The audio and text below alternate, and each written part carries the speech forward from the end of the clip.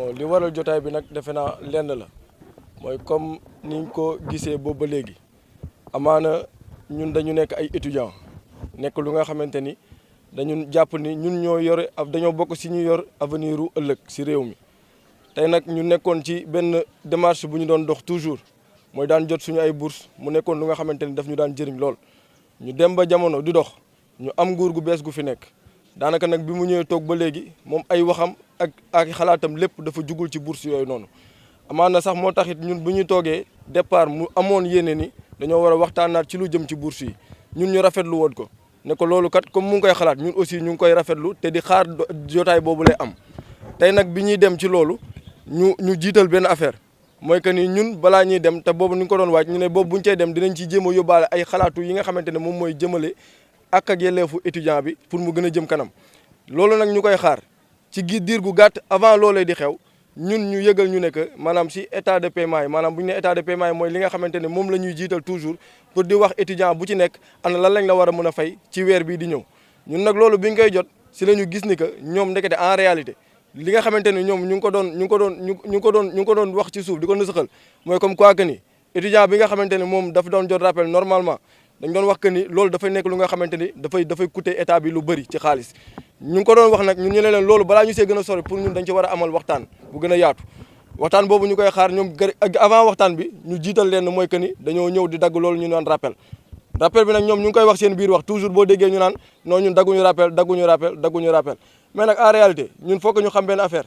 te ñun ñi ñuy waxal tamit dañu bëgg ñu xam ko rappel yi ñoom ñu ngi koy wax boobu ba léegi naan dagguñu ko mais en réalité dañ koy dagg ndax nit ki boo ko amee les bor war koo fay depuis octobre bi nga xamante ne moom lañ ko tàmmoon di compter ne moom la jàng ndax xam nañ université yi ban mois lay tijji ak ban mois lay tëj loolu lu fi yàgg nekk la ñu ne octobre bi lañ daan tijji octobre boobu étudiant bi di ko jàng ba janvier ñu ko doon fay buñ ko commencé fay janvier dañ koy fay rappel bi mooy loolu nga xamante ne bor la ñu joxoo ko ci weer bi nga xamante ne moom la ñu considéré que ni ci lañ koy doog a commencé fay bourse ñoom nag biñ ñëwee dañoo ni comme loolu dafay coûter état bi xaalis ñu ne loolu dañ koy dagg ko moo feeñ ci li nga xamante ne moom mooy état de paiement yi ñun nag bi ñu gisee loolu bi ñu demee ci atelier boobu nga xamante ne dañu doon waxtaan ci li nga xamante ne moom mooy li jëm ci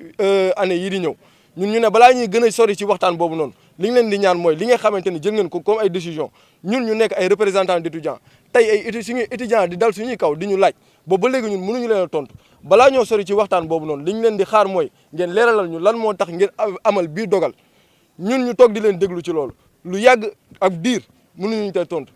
foofu la ñuy wax que ni ñàkk ñoo respecté weesuwul loolu ndax ñu toog di leen xaar ne leen ngeen wax ñu lii pour ñu mën a tontu suñuy étudiants malheureusement le constat mooy ñoom bi ñu toogee toog ba heure bu leen neex quelques minutes après directeur des bourses si boppam jël kàddu wan ñu ne en tout cas man li ngeen may laaj ni man du loolu man laa leen mën a tontu fii ma toog xam nga ñun loolu li ñu ko gisee mooy que ni kon ñàkk ñoo respecté dafa weesu loolu ndax loolu bokk na si li nga xamante ni moom mooy indi problème yu jiitu suñu étudiants dal suñuy kaw jàpp ne comme toujours ñun ñooy wax ak ñi nga xamante ne ñooy suñu ay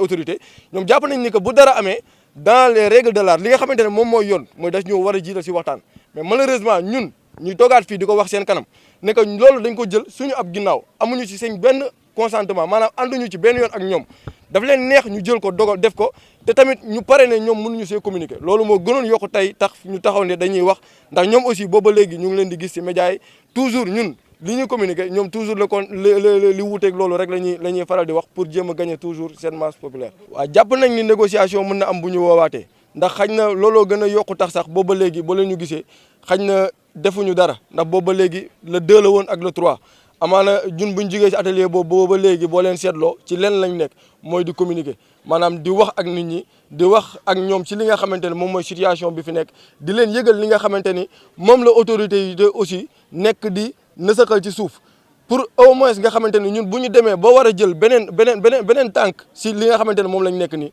ñu mën a comprendre ana lan moo waral loolu nekk si ginnaaw mais ñun comme ni ñu koy waxee depuis lu jiitu waxtaan boobu noonu ñun bu ñoo bokkoon si ñu ko doon sàkku ndax comme li ñuy wax xañ na am na lu ñu doon doxee nekkoon na lu nga xamante ne ñun jàpp nañ que ni loolu nekkuloon lu ñu encadré ñun bi ñuy woo ci waxtaan dañoo ne woon loolu dañ ciy ànd toujours ndax dañ ko war a encadré pour que au moins bu nekk lu nga xamante ni dina tegu ci ay base yu légal et que en réalité ñu gis si ñun maanaam plus d' avancement comme li ñuy wax jamono dafay dox te xañ na li nga xamante ni nit ki mu ngi ko doon yor ay at ci ginnaaw léegi ñu toll si jamono ji nga xam ne lépp a cher lépp a yokk ñun dañuy doon xaar à ce que ñu woo ñu si waxtaan pour jéem a jëmale loolu kanam maanaam étudiant bi ci niveau bi mu nekkoon niveau A mu dem niveau B ci maanaam ci yokkute bi nga xamante ni dina ko mën a dimbali ba nga xamante ni difficulté yu bëri yi nga xam ne mu ngi koy am ci biir campus bi daanaka dootu ko yëg mais pas ñu koy gën di wàññi. bu ñu toogee diir di gisuñu dara li nga xamante ne moom moo ci mën a am li ci topp comme mooy ñun dañoo regroupé wu tey jii booloo ci ñun étudiants yëpp ñu tuddee li nga ñu am benn mouvement daal di koy tuddee defe naa ni fédération nationale des étudiants du Sénégal te daanaka sax xam na ñu si bëri gis nañ ko si bataaxal bi ñu njëkk a génnee ñun en tant que étudiant bu ñu gisee ni problème yooyu noonu am na ci atelier boobu ñu jugee woon le 2 loolu mooy communiqué bi nga xamante ne moom la ñu foofu lañ njëkk a jaar pour communiquer te loolu nag dafay wéy di continuer ndax du yem ci lii ñun dañoo nekk fi mu toll nii booloo te boobu ba léegi aussi ñun ñooy ànd di waxtaan ndax boo leen seetloo lii ngeen xamante ne tey moom la ñuy def fii Thiès lu jiitu démb amoon na UCAD te noonu lay continuer tamit si yeneen université yi université bu ci nekk dina jël jour wala mu jël heure ci moment yi nga xamante ne moom moo war a ñëw ak li des ci semaine bi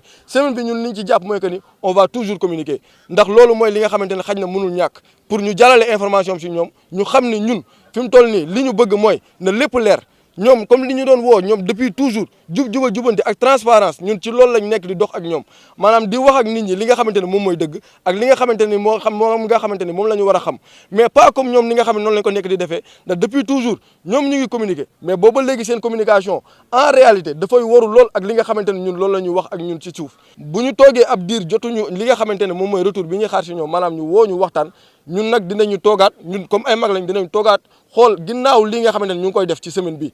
xam nañ ni fii lañ ci toll kon il va falloir que ñu passer à la vitesse supérieure. Le ministère nous a conviés à un atelier. Avant d'aller au niveau de cet atelier, nous avons reçu les états de paiement. Et dans ces états de paiement, nous avons remarqué qu'il y a des arriérés de mois qui n'ont pas été mis dans ces états de paiement, donc qui ne seront pas payés. Après des discussions, on n'a pas eu de réponse assez officielle de la part de l'autorité, juste des réponses officieuses. Maintenant, nous sommes partis à l'atelier avec une bonne foi. Cette bonne foi était que nous étions partis pour discuter ensemble sur la nouvelle politique pour que au moins l'étudiant puisse avoir de meilleures conditions de vie par rapport à ces allocations d'études-là. Malheureusement, nous avons constaté qu'avant la tenue de l'atelier, certains points qui étaient censés être discutés pendant l'atelier ils avaient commencé à l'appliquer bien avant. Donc ce que nous trouvions irresponsable de leur part et que nous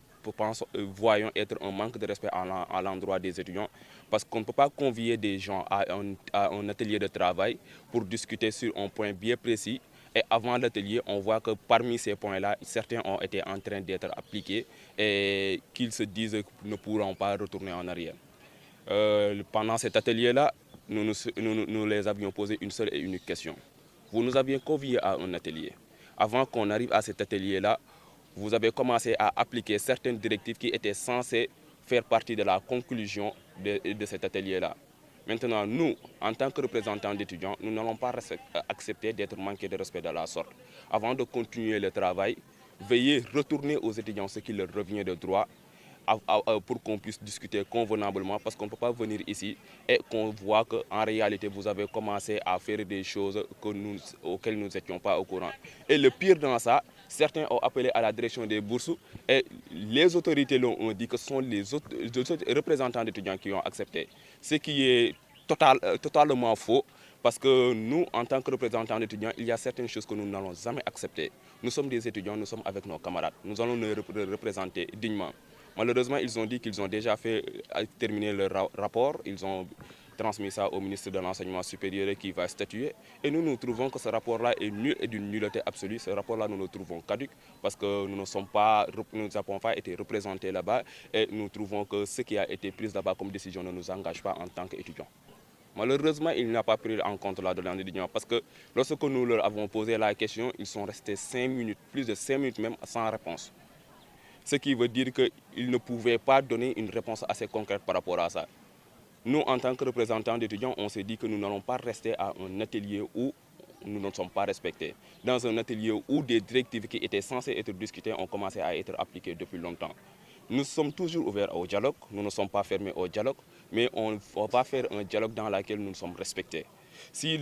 l'autorité décide de remettre ces directives-là, qui étaient censées être discutées à leur place, et remettre aux étudiants ce qui leur revient de droit, nous serons prêts à revenir sur la table, discuter avec eux pour trouver des consensus forts qui vont aller dans le sens de consolidation des acquis des étudiants et de renforcement des avantages, parce que l'étudiant ne perd pas d'acquis. Au contraire, dans une réforme, il n'a qu'une seule position à tenir, renforcer ses avantages, parce que les conditions sont difficiles à l'université. Dans notre communiqué, nous n'avons pas dit que le ministre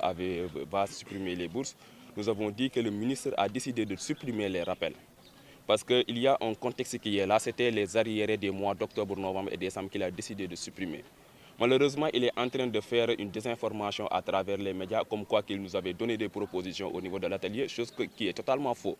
Parce que la seule proposition qu'il nous avait donnée, c'est de partir dans les groupes de travail et discuter. Nous, en tant que représentants d'étudiants, nous savons que si nous étions partis dans ces groupes de travail-là, il n'y aurait pas des choses qui étaient déjà appliquées, comme ça la suppression de ces rappels d'octobre, novembre et décembre qui étaient déjà supprimés, n'allait pas être discutée là-bas.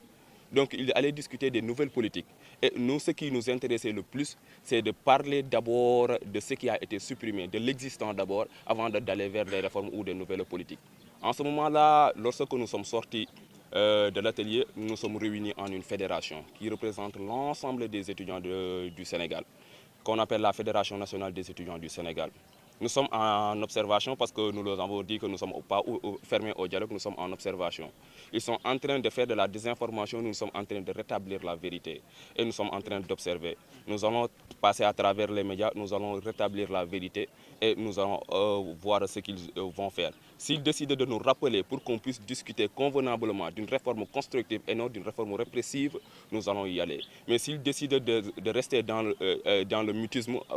comme ils l'ont fait lors de l'atelier, nous allons prendre nos responsabilités parce que la fédération est la structure en ce moment-là qui va défendre les intérêts de ses étudiants jusqu'au bout en ce qui concerne ces bourses. Et cette fédération aussi va combattre tout qui va à l'encontre de l'intérêt des étudiants dans l'étendue du territoire.